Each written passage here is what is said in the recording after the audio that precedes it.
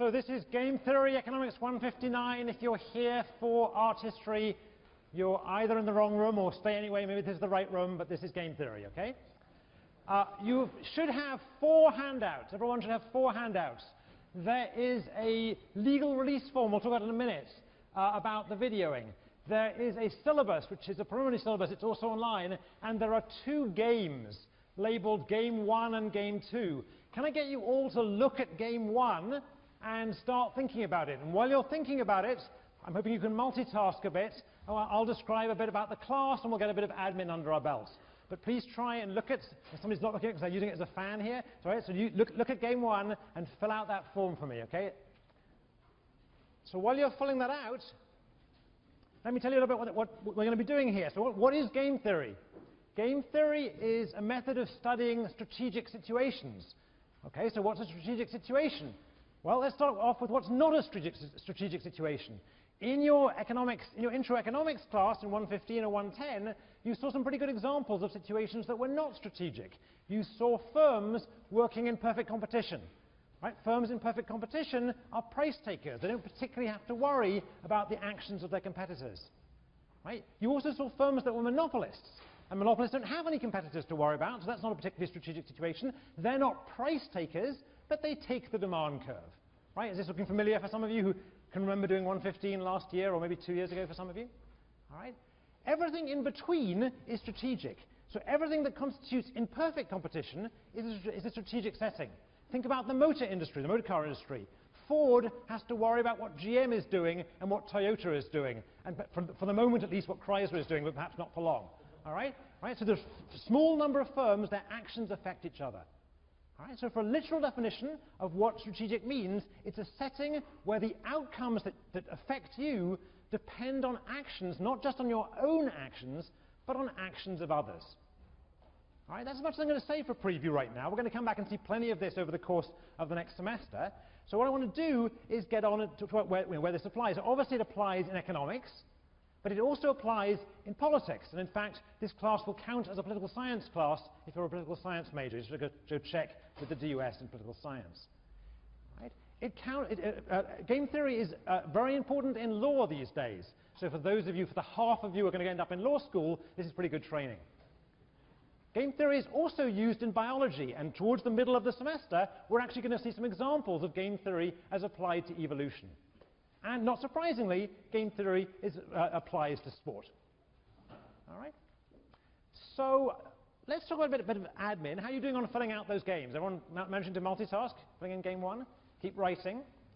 I want to get some admin out of the way, and I want to start by getting out of the way what is obviously the elephant in the room. Some of you will have noticed that there's a camera crew here. Okay? So as some of you probably know, Yale is undergoing an open education project, and they're videoing several classes. And the idea of this is to make educational materials available beyond the walls of Yale. In fact, on the web internationally. So people in places, maybe places in the US, or places miles away, maybe in Timbuktu, whatever, who find it difficult to get educational materials from a local university or whatever, can watch certain lectures from Yale on the web.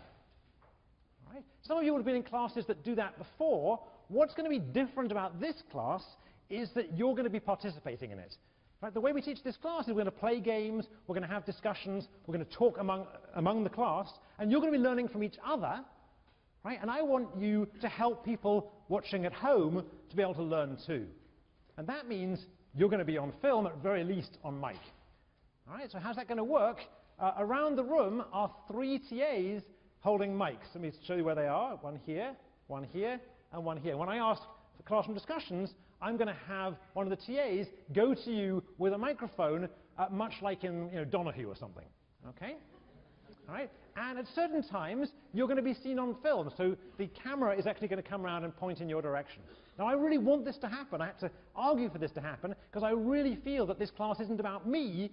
I'm part of the class, obviously, but it's about you teaching each other and participating. All right? But there's a catch. The catch is that means you have to sign that legal release form. So you'll see that you have in front of you a legal release form. You have to be able to sign it. And what that says is that we can use you being shown in class. Think of this as a bad hair day release form.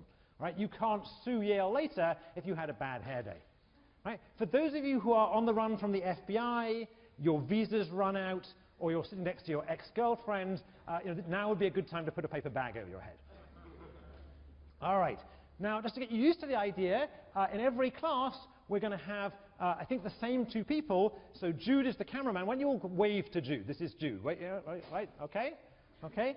And Wes is our audio guy. This is Wes. Right? And I will try and remember not to include Jude and Wes in the classroom discussions, but you should be aware that they're there. All right? Now, if this is making you nervous, if it's any consolation, it's making me very nervous. Okay? So, right, we'll try and make this class work as smoothly as we can, allowing for this extra thing. And let me just say, no one's making any money off this. At least I'm hoping these guys are being paid, but me and the TAs are not being paid. This is the aim of this, I think, is a good aim. It's an educational project, and I'm hoping you'll help us with it. All right? The one difference it is going to mean is that at times I might hold some of the discussions for the class coming down into this part of the room here to make it a little easier for Jude. All right, how are we doing now on filling out those forms? Has everyone filled in their strategy for the first game? Not yet. Okay, so let's go on doing a bit more admin. The thing you mostly care about, I'm guessing, is the grades. All right, so how is the grade going to work for this class? 30% of the class will be on problem sets, 30% of the grade, 30% on the midterm, and 40% on the final, so 30, 30, 40.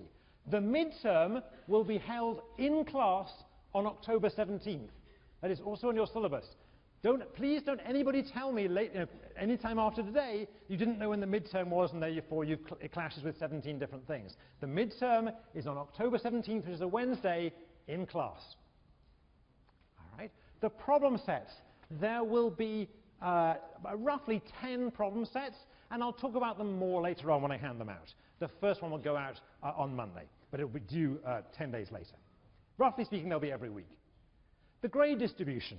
All right, so this is the rough grade distribution. Roughly speaking, a sixth of the class are going to end up with A's, a sixth are going to end up with A minus, a sixth are going to end up with B plus, a sixth are going to end up with B, a sixth are going to end up with B minus, and the remaining sixth, if I've added that up right, are going to end up with what I guess we're now calling the presidential grade. Is that right?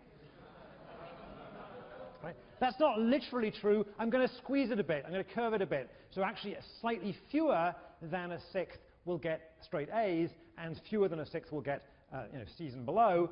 We'll squeeze the middle to make them be more B's. One thing I can guarantee from past experience in this class is that the median grade will be a B plus. Right? The median will fall somewhere in the B pluses. All right?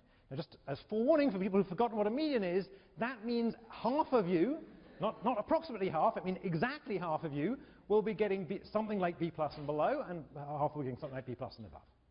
Okay. Now how are you doing in filling in the forms? Has everyone filled it in yet? Surely must be pretty close to getting everyone filled in. All right. So last things to talk about before I actually collect them in. Textbooks. There are textbooks for this class. The main textbook is this one, Dutter's book, Strategy and Games. If you want a slightly tougher book, more rigorous book, try Joel Watson's book, Strategies. Both of those books are available at the bookstore. All right? But I want to warn everybody ahead of time, I will not be following the textbook. I regard these books as safety nets. If you don't understand something that happened in class, you want to reinforce an idea that came up in class, then you should read the relevant chapters in the book, and the syllabus will tell you which chapters to read for each class, or for each week of the class. Right? But I will not be following these books religiously at all. In fact, they're just there as backup.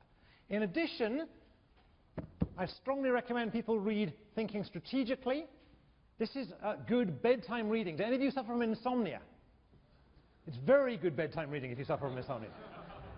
It's a good book, and what's more, there's going to be a new edition of this book this year, and Norton have allowed us to get advanced copies of it. So if you don't buy this book this week, I may be able to make the advanced copy of the new edition available for some of you next week. I'm not taking a cut of that either, right? There's no money changing hands there. All right.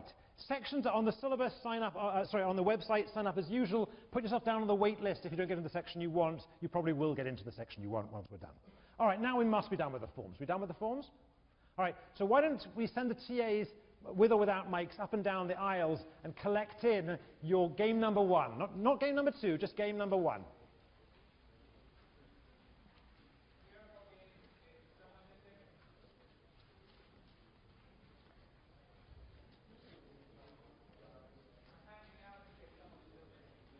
just while we're doing that, I think the reputation of this class, I think, if you look at the course evaluations online or whatever, is that this class is reasonably hard but reasonably fun. All right? So I'm hoping that's what the reputation of the class is. All right? So you shouldn't, if you think this class is going to be easy, I think it isn't actually an easy class. It's actually quite a hard class. But I think I can guarantee it's going to be a fun class. Now, one reason it's a fun class is the nice thing about teaching game theory. Quieten down, folks. The nice thing about teaching game theory is you get to play games. And that's exactly what we've just been doing now. This is our first game, and we're going to play games throughout the course, sometimes several times a week, sometimes just once a week.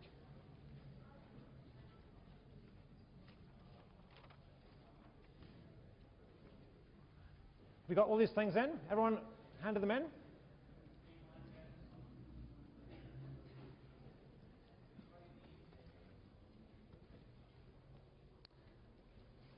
So I need to get those counted. Has anyone taken the Yale accounting class? No one wants to, no one has aspirations to be, one person has? I'll have a TA do it. It's all right, we'll have a TA do it. So Kai, can you count those for me? Is that right? Let me read out the game you've just played. Game 1, a simple grade scheme for the class. Read the following carefully without showing your neighbor what you are doing. Put in the box below either the letter alpha or the letter beta. Think of this as a grade bid. I will randomly pair your form with another form, and neither you nor your pair will ever know with whom you were paired. Here's how the grades may be assigned for the class. Well, they won't be, but we can pretend. If you put alpha and your pair puts beta, then you will get an A and your pair a C. If you and your pair both put alpha, you'll both get B minus. If you put beta and your pair puts alpha, you'll get a C and your pair an A. And if you and your pair both put beta, then you'll both get B plus. All right, so that's the thing you just filled in. Now, before we talk about this, let's just collect this information in a more useful way. So I'm going to remove this for now. All right, we'll discuss this in a second. But why don't we actually record what the game is that we're playing first? So this is our grade game. And what I'm going to do, since it's kind of hard to absorb all the information just by reading a paragraph of text, I'm going to make a table to record the information. Okay? So what I'm going to do is I'm going to put me here, and my pair, the person I'm randomly paired with here, and alpha and beta, which are the choices I'm going to make here, and in the columns, alpha and beta, the choices my pair is making. And in this table, I'm going to put my grades. All right, so my grades, if we both put alpha, is B minus. If we both put beta, was B plus. If I put alpha and she put a beta, I got an A. And if I put beta and she put an alpha, I got a C. Is that correct? That's more or less right? Yeah? Okay, while we're here, why don't we do the same for my pair? All right, so this is my grades in the left-hand table, but now let's look at what my pair will do, what my pair will get. So I should warn people sitting at the back that my handwriting is pretty bad. That's one reason for moving forward. The other thing I should apologize for at this stage of the class is my accent. I will try and improve the handwriting. There's not much I can do about the accent at this stage. All right, so once again, if we both put alpha, then my pair gets a B minus. If we both put beta, then we both get a B plus, so in particular my pair gets a B plus. If I put alpha and my pair puts beta, then she gets a C. And if I put beta and she puts alpha, then she gets an A. Right, so I now have all the information that was on the sheet of paper that you just handed in. All right. Now there's another way of organizing this that's standard in game theory, so we may as well get used to it now on the first day. Rather than drawing two different tables like this, what I'm going to do is I'm going to take the second table and superimpose it on top of the first table. Okay, so let me do that and you'll see what I mean. What I'm going to do is draw a larger table, the same basic structure. I'm choosing alpha and beta on the rows. My pair is choosing alpha and beta on the columns. But now I'm going to put both grades in. So the easy ones are on the diagonal. We both get B minus if we both choose alpha. we both get B plus if we both choose beta. All right, but if I choose alpha and my pair chooses beta, I get an A and she gets a C. And if I choose beta and she chooses alpha, then it's me who gets the C and it's her who gets the A. All right? So notice what I did here. The first grade corresponds to the row player, me in this case, and the second grade in each box corresponds to the column player, my pair in this case. So this is a nice succinct way of recording what was in the previous two tables. All right? And this is an outcome matrix. This tells us everything that was in the game. It's an outcome matrix. All right? Okay. So now seems a good time to start talking about what people did. So let's just have a show of hands. How many of you chose alpha? Right, leave your hands up so that Jude can catch that, so just so people can see at home, okay? All right? And how many of you chose beta? That's far more out. Keep the betas, wave your hands to betas, okay? All right, there's a beta here, okay? So it looks like a lot of, well, we're going to find out, we're going to count, but a lot more alphas than betas. Let me try and find out some reasons why people chose. So let me have the alphas up again. The woman who's in red here, can we get a mic to the, yeah, is it okay we asked you? You're not on the run from the FBI, we can ask you why, okay? So you chose alpha, right? So why did you choose alpha?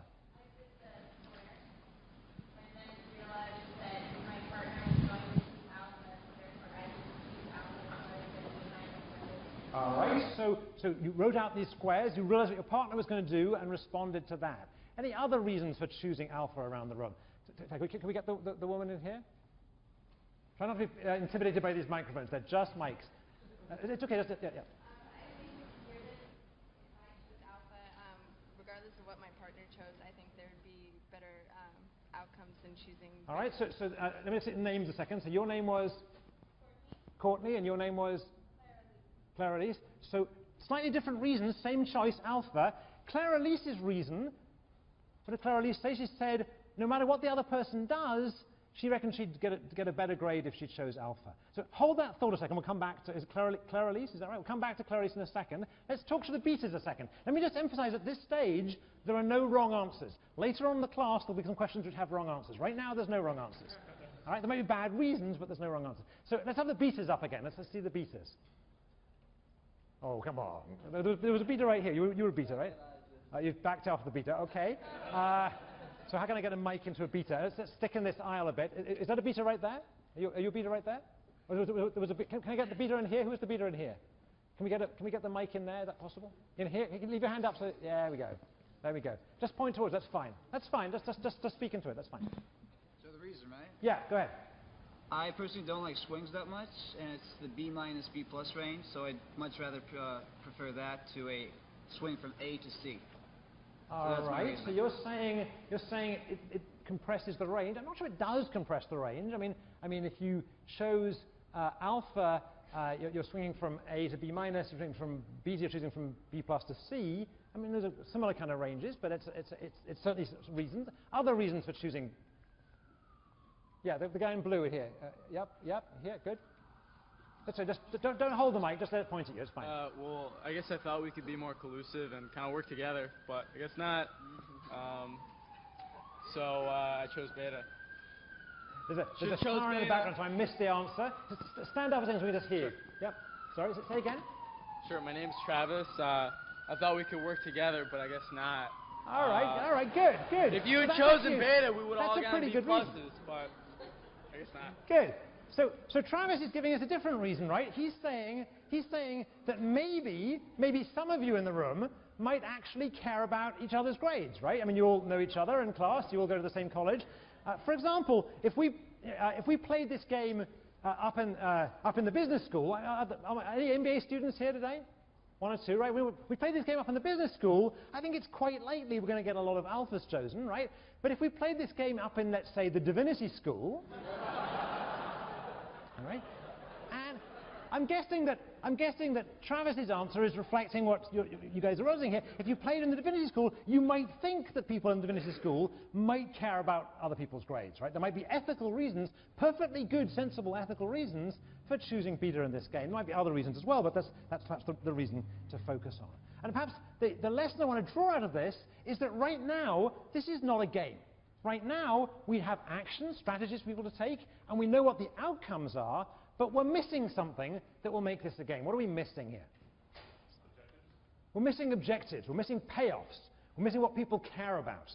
All right? So we can't really start analyzing a game until we know what people care about, until we know what the payoffs are. And let's just say something now which I'll probably forget to say at any other moment of the class, but today it's relevant. Right? Game theory, professors at Yale, cannot tell you what your payoffs should be. They should not I can't tell you in a useful way what it is that your goals in life should be or whatever. Right? That's not what game theory is about. However, once we know what your payoffs are, once we know what your goals are, perhaps game theory can help you get there. All right? So we've had two different kind of payoffs mentioned here. We've had the kind of payoff where we care about our own grade, and Travis has mentioned the kind of payoff when you might care about other people's grades. And what we're going to do today is analyze this game under both those possible payoffs. So to start that off, let's put up some possible payoffs for the game.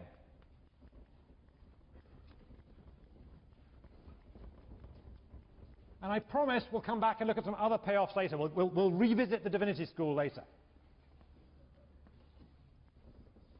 All right. So here, once again, is our same matrix with me and my pair, choosing actions alpha and beta. But this time, I'm going to put numbers in here. And some of you will perhaps recognize these numbers, but that's not really relevant for now. All right. So what's the idea here? Well, the first idea is that these numbers represent utiles or utilities. Right? They represent what these people are trying to maximize, what they're trying to achieve, their goals. All right? And the idea, just to compare this to the outcome matrix, is for the person who's me here, AC yields a payoff of, so AC is this box, so AC yields a payoff of 3, whereas B minus yields a payoff of 0, and so on. All right? So what's the interpretation? This is the first interpretation, the natural interpretation that a lot of you jump to straight away. These are people with these payoffs are people who only care about their own grades. They prefer an A to a B+, they prefer a B+ to a B-, and they prefer a B- to a C. Right? I'm hoping I've got the grades in order, otherwise it's going to ruin my curve at the end of the year. All right? All right? So these people only care about their own grades. They only care about their own grades. What do we call people who only care about their own grades? What's a good technical term for them? Right, in England, I think we'd refer to these guys, whether it's technical or not, as evil gits. All right? These are not perhaps the most moral people in the universe. All right? So now we can ask a different question. Suppose, whether these are actually your payoffs or not, pretend they are for now.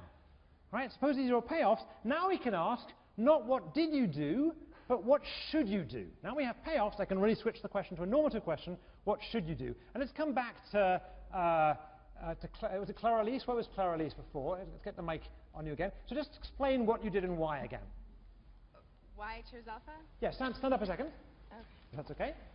Right, you chose alpha. I'm assuming these were roughly your payoffs, more or less, right? You were caring about your grades. Yeah. Why did you choose alpha? I'm sorry? Why did you choose alpha? Just repeat what you said before, like. Because I thought the payoffs, the two different payoffs that I could have gotten were highest if I chose alpha. Good, good. So what Clara-Lise is saying, it's an important idea, is this, and tell me if I'm paraphrasing you incorrectly, but I think this is more or less what you're saying, is no matter what the other person does, no matter what the pair does, she obtains a higher payoff by choosing alpha. Let's just see that. If the pair chooses alpha, and she chooses alpha, then she gets 0. If the pair chooses alpha and she chose beta, she gets -1. 0 is bigger than -1. All right? If the pair chooses beta, then if she chooses alpha, she gets 3, beta she gets 1, and 3 is bigger than 1. So in both cases, no matter what the other person does, she receives a higher payoff from choosing alpha, so she should choose alpha. Right? Does everyone follow that line of reasoning? That's a stronger line of reasoning than the reasoning we had earlier. So the one I've now immediately forgotten the name of in the red shirt, whose name was Courtney. So Courtney also gave a reason for choosing alpha, and it was a perfectly good reason for choosing alpha, nothing wrong with it. But notice that this reason's a stronger reason. It kind of implies your reason. All right? All right? So let's get some definitions down here. I think I can fit it in here. Let's try and fit it in here. Definition. We say that my strategy alpha strictly dominates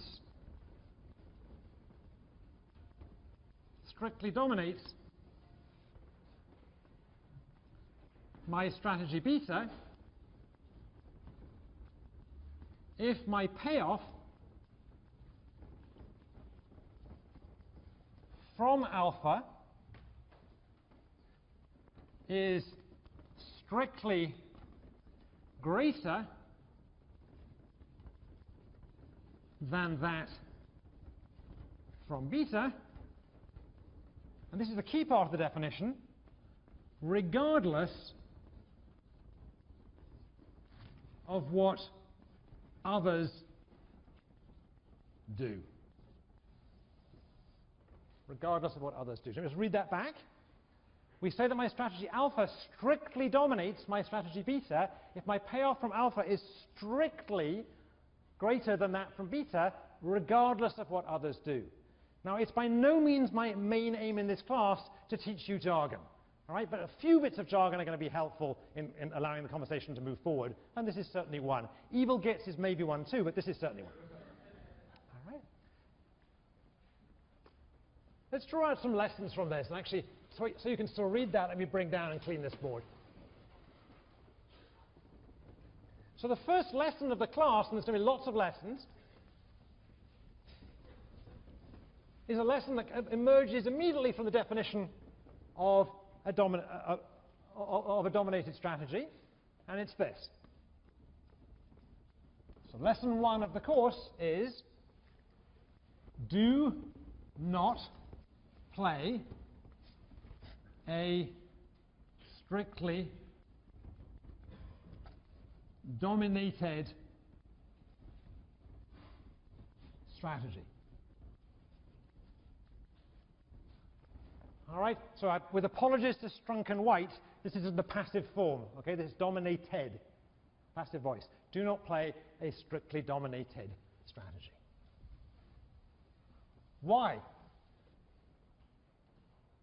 Someone want to tell me why? Yeah, Ali, do you want to get this guy? Yeah, yeah. Stand up. Yep. This is right. Yeah. Because everyone's going to pick the dominant outcome, and then everyone's going to get the worst result. The collectively worst result. Yeah, that's a possible answer. I'm looking for something more direct here. So we look at the definition of a strictly dominated strategy. I'm saying never play one. What's a possible reason for that? Can we get the woman there? You'll always lose? Well, I don't know. This isn't about winning and losing. What else could we have? Can we get this guy in the pink down here? Well, the payoffs are lower. The payoffs are lower. Okay, so here's an abbreviated version of that. I mean, that's perhaps a little bit, it's not so much abbreviated, it's a little longer. The reason I don't want to play a strictly dominated strategy is if instead I play the strategy that dominates it, I do better in every case. All right? The reason I never want to play a strictly dominated strategy is if instead I play the strategy that dominates it, whatever anyone else does, I'm doing better than I would have done. All right? Now that's a pretty convincing argument. That sounds like a convincing argument. It sounds like too obvious even to be worth stating in class. All right? So let me now try and shake your faith a little bit in this answer. All right? As somebody who's wanted by the FBI, right? Okay. So how about the following argument? Look at the payoff matrix again, and suppose I reason as follows. Suppose I reason and say, if we, me and my pair, both reason this way and choose alpha, then we'll both get 0. But if we both reasoned a different way and chose beta, then we'll both get 1.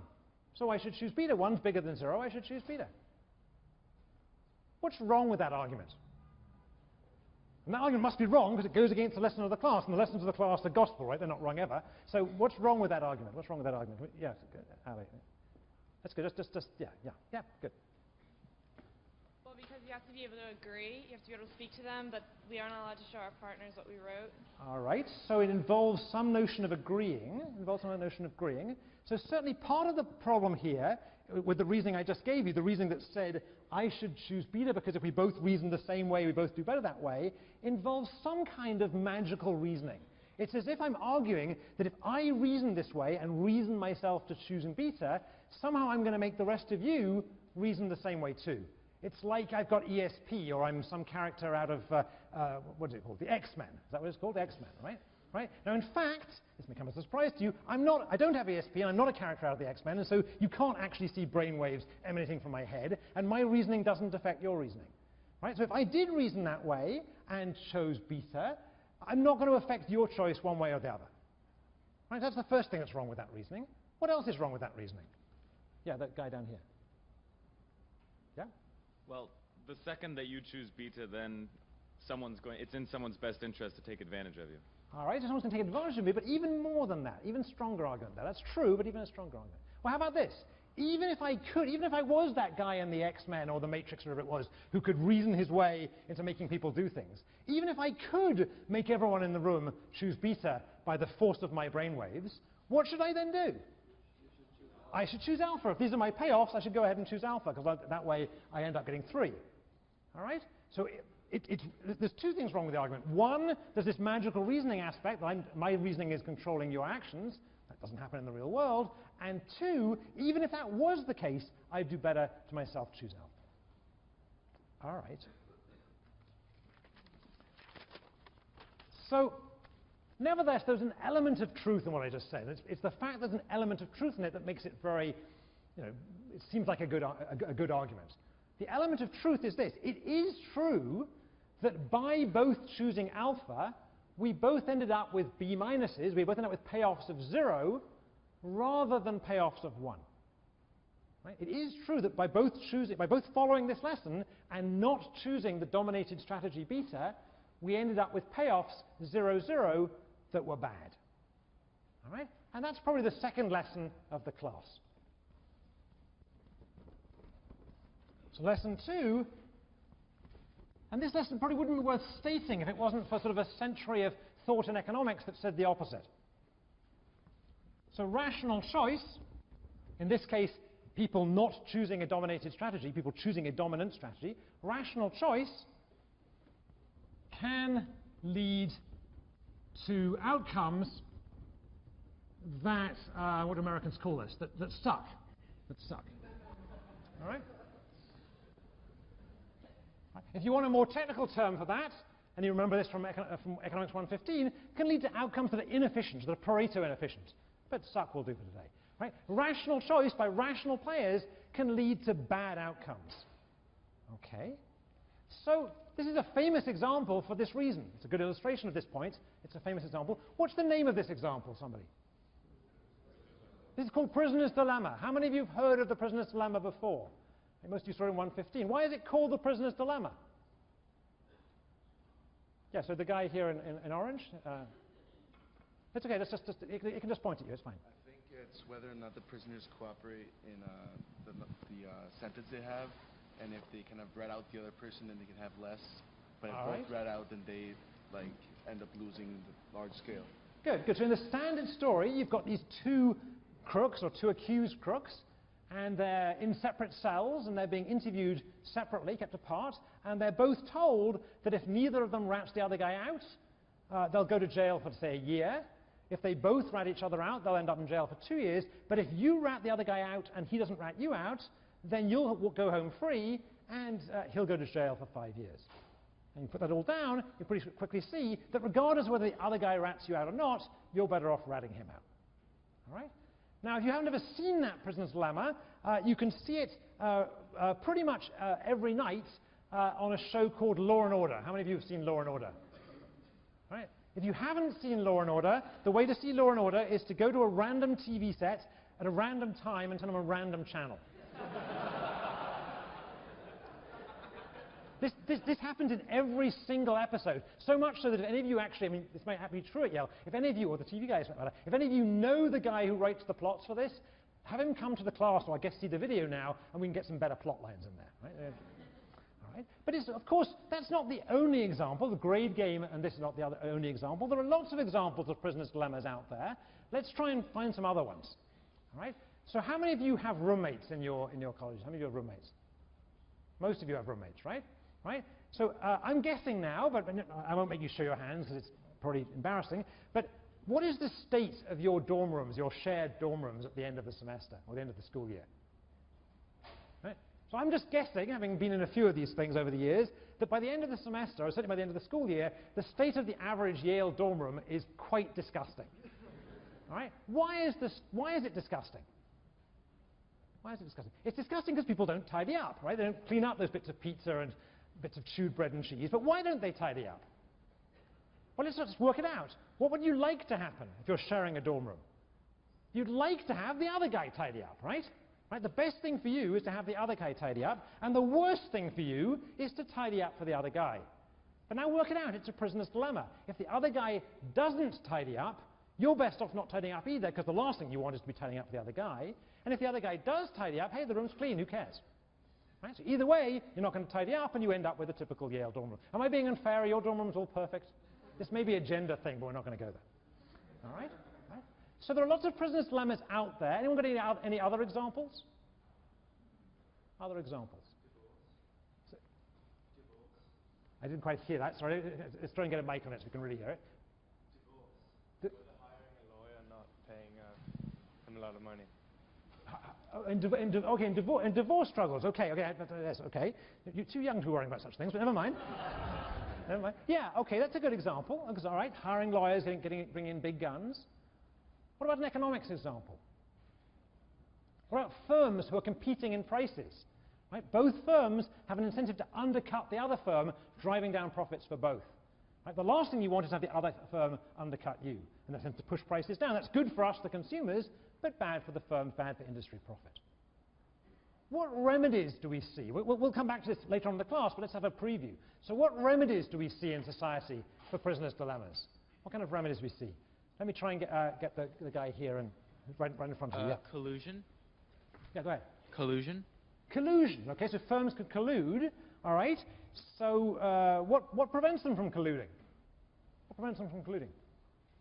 So one thing they could do, presumably, is they could write a contract, these firms. They could say, I won't lower my prices if you don't lower your prices. And they could put this contract in with the pricey lawyer who's taking his day off from the divorce court, and that would secure that they wouldn't lower prices on each other. Is that right?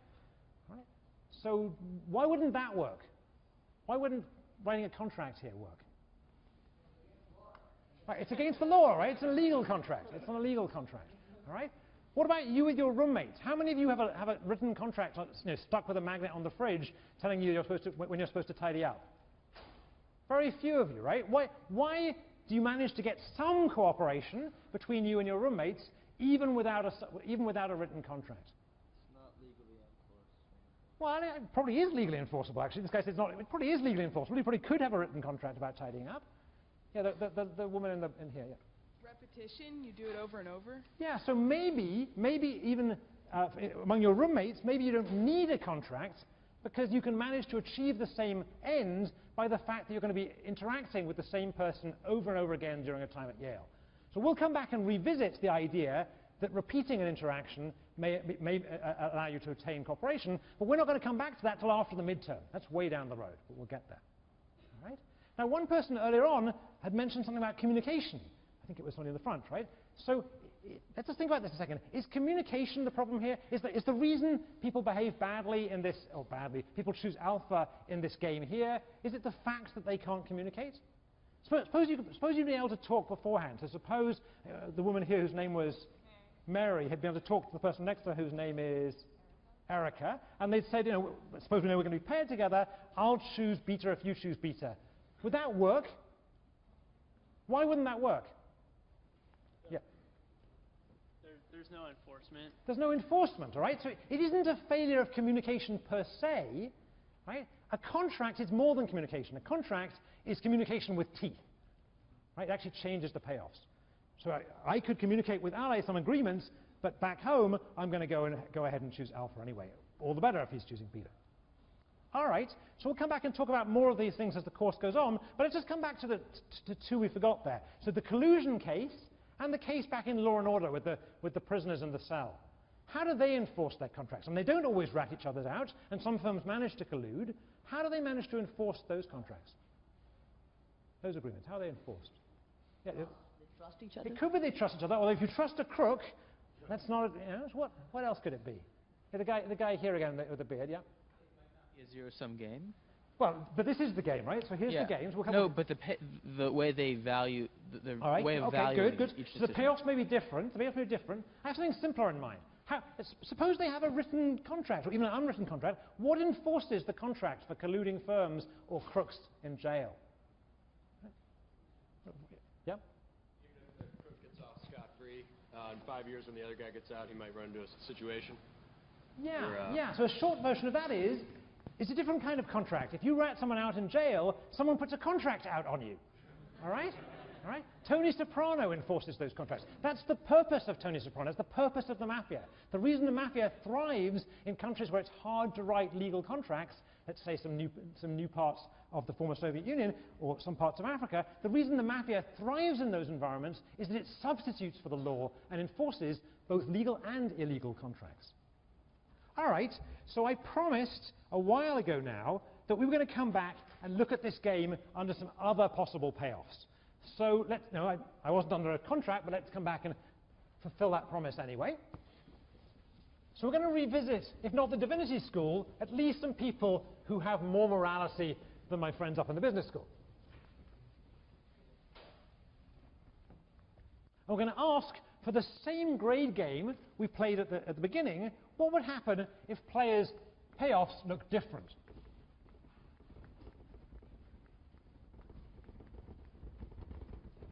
So these are possible payoffs too. All right? And I'll give these a name. We called the other guys evil gits. So we'll call these guys indignant angels. I can never spell indignant. Is that roughly right? Does that look right? I think it's right. Indignant, isn't it? Indignant. All right? Indignant angels. And we'll see why in a second. So here are their payoffs.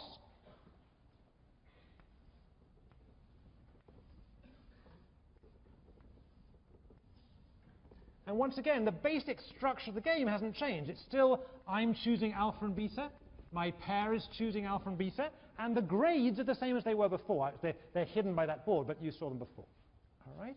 But this time, the payoffs are as follows. On the lead diagonal, we still have 0, 0, and 1, 1, but now the grades here are -1 and the payoffs are -1 and -3, and here they're -3 and -1.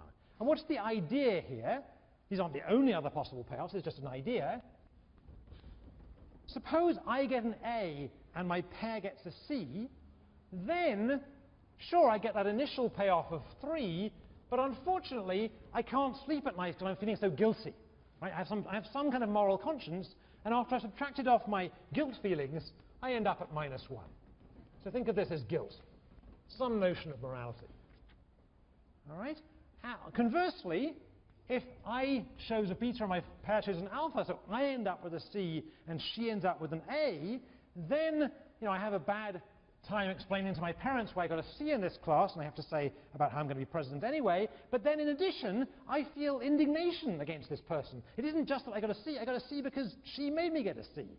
All right? So that moral indignation takes us down to -3. Right, so again, I'm not claiming these are the only other possible payoffs, but just another possibility to look at. Okay, so suppose these were the payoffs in the game. Right, again, suspend disbelief a second and imagine that these actually are your payoffs. And let me ask you what you would have done in this case. So think about it a second. Right, now write it down. Write down what you're going to do on the corner of your notepad. Just write down at alpha or beta what you're going to do here. You're not all writing. The guy in the England shirt isn't writing. You've got to be writing in an England shirt. Show it to your neighbor. Let's have a show of hands. Again, I want you to keep your hands up so that Jude can see it now. So how many of you chose alpha in this case? Raise your hands. Come on, don't be shy. Raise your hands. How many chose beta in this case? How many people abstained? Not allowed to abstain. Let's try it again. Alpha in this case, no abstentions here. Beta in this case. So we're roughly splitting the room. Someone who chose alpha, can you raise the alphas again? Let me get this guy here. Ali, can we get this guy here? So why did you choose alpha? You would minimize your losses. You'd get 0 or -1 instead of -3 or 1. All right. So this gentleman's saying... dominant strategy, so... Right. So this gentleman's saying a good reason for choosing alpha in this game is it's less risky. Right. The worst case scenario is less bad. We're saying it. All right. What about somebody who chose beta? A lot of you chose beta. Let's have a show of hands on the betas again. Let me see the betas again. So raise your hands. Raise your hands. Can we get the woman here? Can we ask her why she chose beta? Because if you choose alpha, the best case scenario is you get 0. Good. So Okay. So that's a good counter argument. So the gentleman here was looking at the worst case scenario, and the woman here was looking at the best case scenario. And the best case scenario here looks like getting a 1 here. All right. Now let's ask a different question. Is one of the strategies dominated in this game?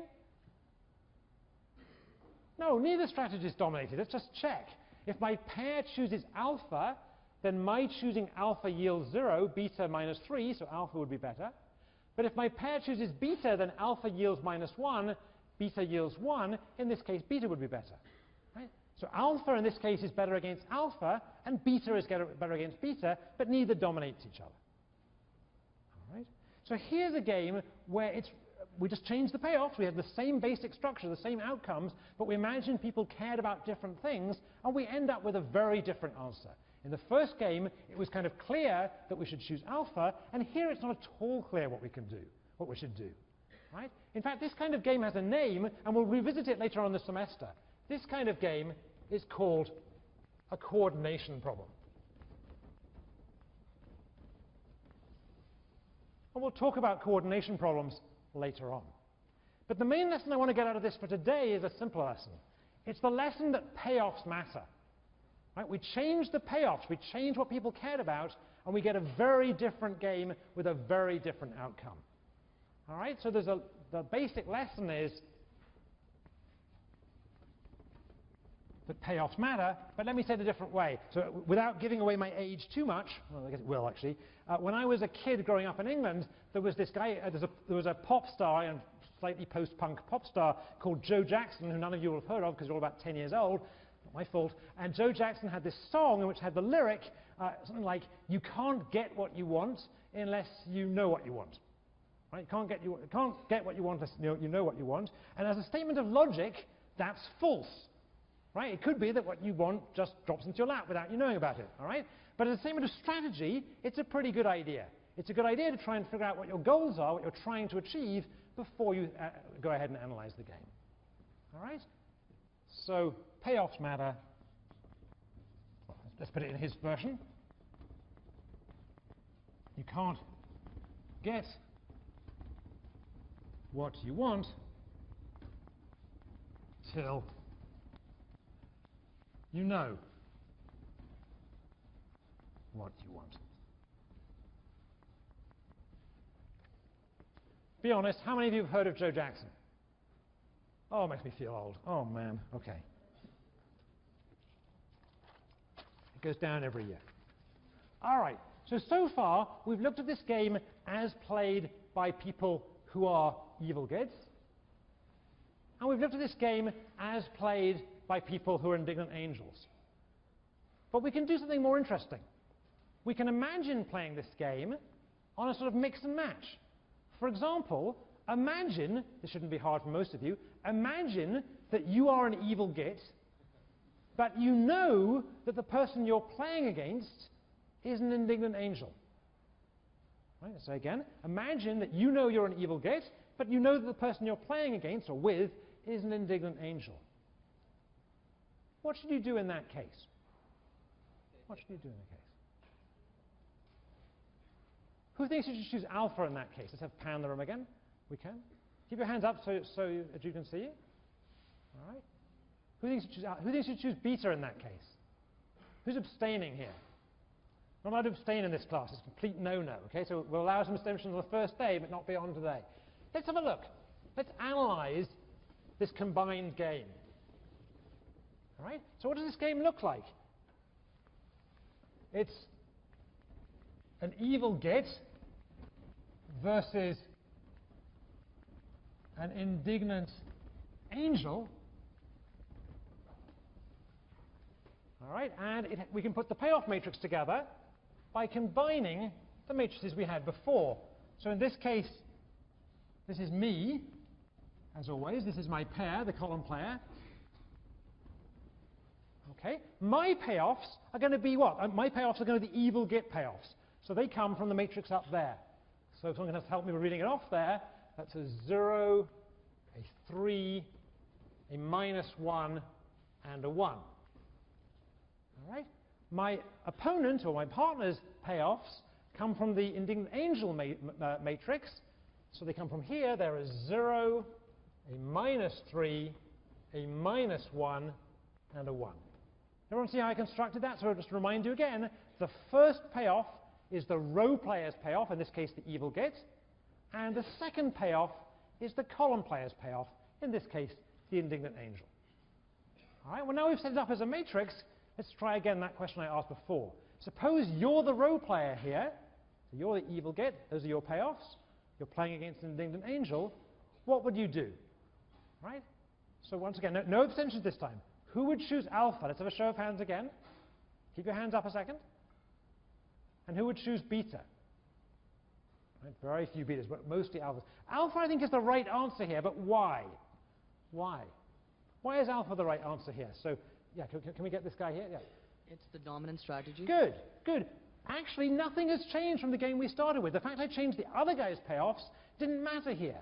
Alpha was dominant before. It dominated beta before, and it still dominates beta. Let's just check. If my opponent chooses alpha, and I choose alpha, I get 0, beta, I get -1, so alpha would be better. If my opponent chooses beta, and I choose alpha, I get 3, beta, I get 1, once again, alpha is better. So as before, alpha does better than beta for me, regardless of what the other person does. Alpha dominates beta. What was the first lesson of the class? What was the first lesson of the class? Shouting out, please. Right, right. So you should all have been choosing in this game. You all should have chosen alpha, right? So the one person who didn't, we'll let him off for today. Okay, okay. So alpha dominates beta here. All right. Let's flip things around. All right. Suppose now, harder to imagine, but let's try it. Suppose now that you are an indignant angel. And you're playing against, and you know this, you're playing against an evil git. Right? You're an indignant angel, so you have the payoffs that are still there, and you're playing against an evil git, which is the payoffs we covered up, but we'll reproduce them. Let's produce that matrix. By the way, this is beginning to sound like a wrestling match. I don't mean it to.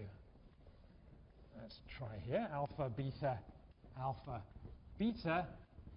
pair me. All right, so my payoffs this time are the indignant angel payoffs. So mine are 0, -1, -3, and 1. And my opponent's payoffs are, what would have been my payoffs before? They come from the other matrix. Let's just show you it. They come from this matrix, so they're going to be 0, -1, 3, 1. 0, -1, 3, 1. Okay, I took the second payoff from that matrix and made it the second payoff in this matrix. Okay, everyone see how I did that? Once again, the row player is the first payoff, and the column player is the other payoff. All right, what should you do in this case? You're the indignant angel, you're playing against this evil git. What should you do? Write down on your notepad what you should do. Show it to your neighbor so you can't cheat. Well, you can cheat, but you'll be shamed in front of your neighbor. And raise your hands, well, let Jude see it. Raise your hands and keep them up if you chose alpha now. And how about if you chose beta now? So 1 or 2 betas, mostly alphas. Well, let's see it. Let's reason this through a second. Does my alpha dominate my beta? No, in fact, alpha doesn't dominate beta for me. Doesn't dominate beta. If my pair chooses alpha, then alpha gets me 0, beta -3, so alpha does better. But if my pair chooses beta, then alpha gets me -1, beta gets me 1. In this case, beta is better. So once again, as we saw before, alpha is better against alpha, beta is better against beta. There's no dominance going on here. Nevertheless, at least 90% of you chose alpha here. And that's the right answer. Why? Why should you choose alpha here? Somebody, can we get the guy with the beard here? Yeah, wait for the mic. There you go, great. We've acknowledged that alpha is a dominant strategy for my opponent, so we must choose based upon, or knowing that my opponent's going to choose alpha. Good, good. Good. And your name is? Henry. So Henry's saying, sure, I don't have a dominated strategy. My alpha doesn't dominate my beta. But look at my opponent. My opponent's alpha dominates her beta. If I choose alpha, and she chooses alpha, she gets 0. Beta, she gets -1. Alpha is better. If I choose beta, if she chooses alpha, she gets 3. Beta 1. Again, alpha is better. For my opponent, alpha dominates beta. So by thinking about my opponent, by putting myself in my opponent's shoes, I realize that she has a dominant strategy, alpha. She's going to choose alpha. And my best response against alpha is to choose alpha myself. Right? So here, this time, my alpha does not dominate beta, but my pair's choice of alpha dominates her choice, or her possible choice of beta. So she will choose alpha, and once I know that she's going to choose alpha, it's clear that I should choose alpha and get 0 rather than beta and get -3. So I should choose alpha also. All right. Okay, so now we've seen 4 different combinations. We've seen a case where an evil git was playing an evil git, where an indignant angel was playing an indignant angel, and we've seen both the flips of those, the evil git versus the indignant angel, and the indignant angel against the evil git. Why are we doing this? Because there's an important lesson here. What's the lesson here? The lesson comes from this game, that a great way to analyze game, a great way to get used to the idea of strategic thinking, perhaps even the essence of strategic thinking, is the ability to put yourself in someone else's shoes, figure out what their payoffs are, and try and figure out what they're going to do. All right? So the big lesson of this game is, I forgot what number we're up to. I guess it's lesson 4, I think. Lesson 4 is, put yourself in others' shoes and try to figure out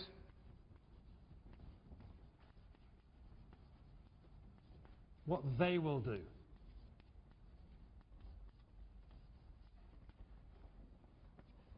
And in a sense, this is the first difficult lesson of the class. It's easy to spot when a strategy is dominant, more or less. It's pretty easy to figure out. You have to know about your own payoffs. But the hard thing in life is getting you to come out of your own selves a bit, realizing it's, quote, not all about you. You've got to put yourself in other people's shoes to figure out what they care about and what they're going to try and do so you can respond well to that. All right. Now, while we're here, let's just mention that things will get more complicated in a world where I don't actually know the payoffs of my opponent. It's much easier to figure out my own payoffs than to figure out my opponent's payoffs.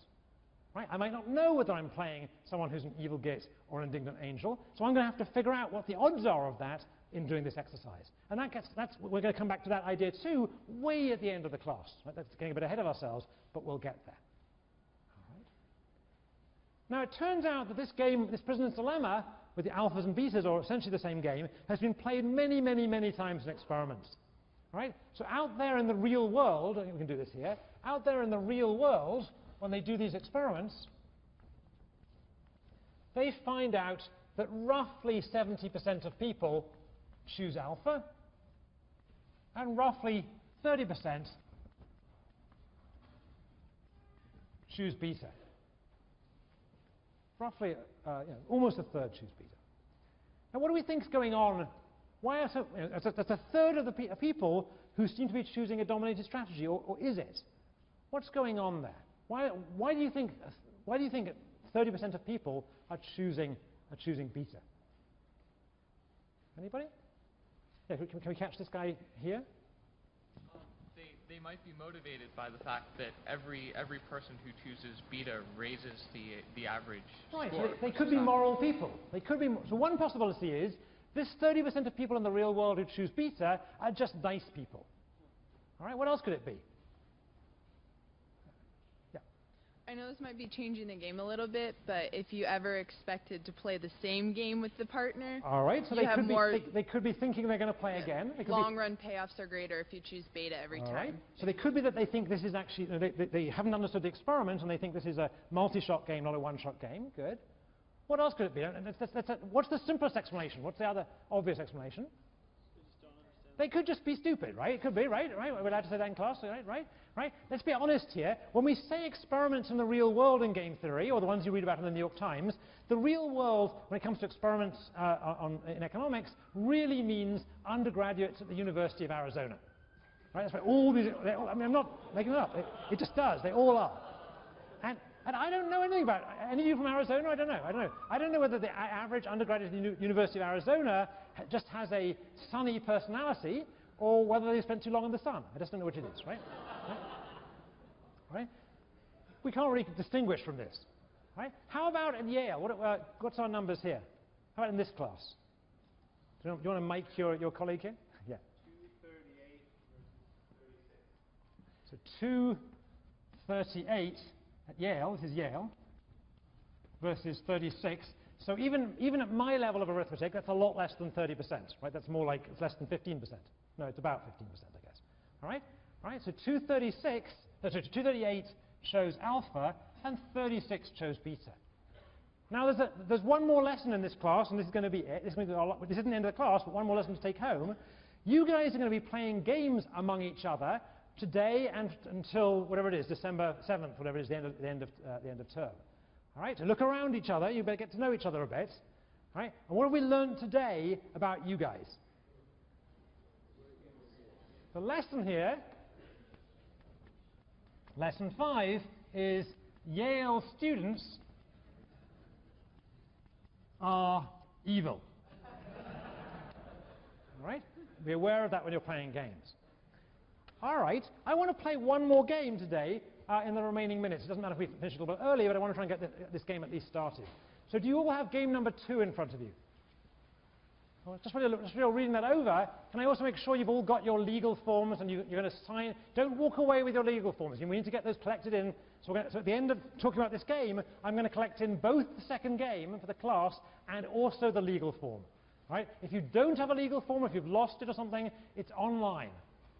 All right? It's online. All right? Let's have a look at that second game. I'll read it out for you.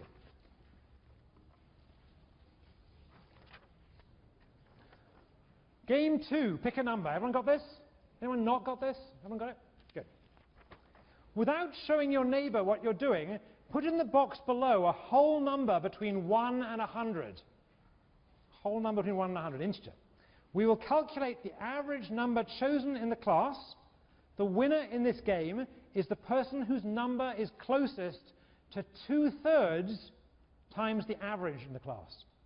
Again, the winner is the person whose number is closest to 2/3 times the average number in the class. And the winner will win $5 minus the difference in pennies between her choice and that 2/3 of the average. Now, just to make sure you've understood this, let me do an example on the board. I've got one more board, that's good. So imagine there were 3 people in the class. And imagine that they chose 25, 5, and 60. All right, so 25 plus 5 plus 60 is 90. People should feel free to correct my arithmetic because it's often wrong. 90, right? And 90, 2/3 of 90, so 2/3 of 90, 2/3 of, what do I need? Start again. I need to divide it by 3 to get the average, right? So the average is 30, Thank you. Somebody was shouting out. Right, so total is 90. The average is 30. Am I right so far? All right, so 2/3 of the average. 2/3 of the average is 20. I'm looking desperately at the TA. Is that right? Whew, okay. All right, so the average is 30, and 2/3 of the average is 20. All right, so who's the winner here? Which number would have won here? 25 would have won. 25 would have been the closest. And what would they have won? They'd have won $5 minus 5 cents for a total of $4.95. All right. Now to make this interesting, let's play this for real. So this, of course, relies on me having brought some money and being able to do this without dislodging the microphone. All right. So I'm going to see if I have, sorry about that. I'm going to see if I have enough money to do this class for real. When we played this game in the old days, during the dot-com boom with the MBA students, you had to put $50 on the table to get them interested. Graduate students, 5 cents will do it. Okay, so this is there's some bloke with a beard on this one. Yeah, this is Lincoln apparently. Lincoln apparently, who knew? Lincoln, okay. All right, so this is a $5 note, and I'm going to put it, sorry about that again. I'm going to put it in an envelope. I'm not cheating anybody, right? No magic tricks here. And this is going to be the prize for this game. And we better give this to someone we trust. All right, so prize for 159.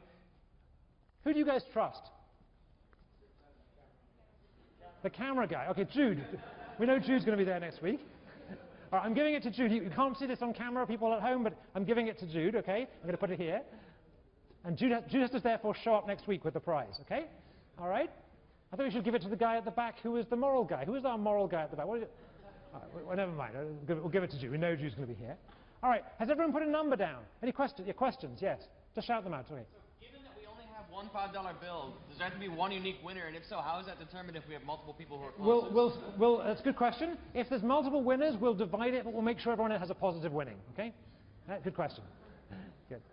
Given the number of people in the room, there may be multiple winners. I accept that possibility. Has everyone written down a number now? All right? So hand your numbers to the end of the row, but don't go yet. Hand your numbers to the end of the row. Before you go, I want 5 things from you. All right? I want to know the 5 lessons from this class. All right? Tell me what you learned. What were the 5 lessons? Without looking at your notes, what were the 5 lessons? Anybody? Shout out one of the lessons. Yes, madam. Don't play a strictly dominated strategy. Anything else? Anything else? Yes, sir. Yale students are evil. 2 lessons down, 3 to go. The guy over here, yep. Rational choices can lead to bad outcomes. We put it more graphically before, but that's fine. 2 more outcomes. 2 more. Put yourself in other people's shoes, and I'm missing one. I can't remember what I'm missing now. You can't get what you want. You could, but it's a good idea to figure out what you want before you try and get what you want. 5 things you learned today. Hand in your numbers and the legal forms, and I'll see you on Monday.